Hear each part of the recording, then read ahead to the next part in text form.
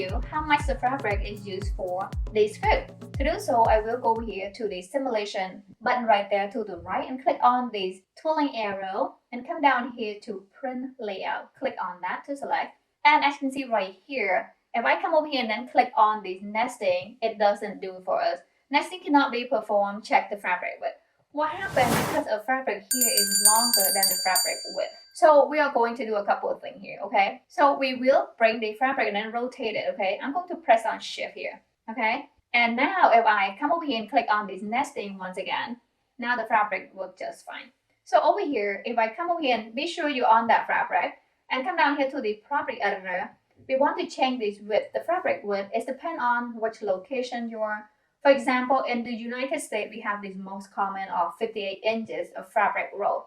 That's what we normally use. If you go to Joann or any fabric store like Walmart, we'll find mostly 58 inches.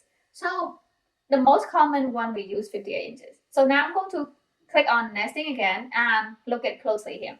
So the width 58 is perfect and it's give us the length that we will use. In this case, 2.02 yard. And it's equal to 1850 millimeter.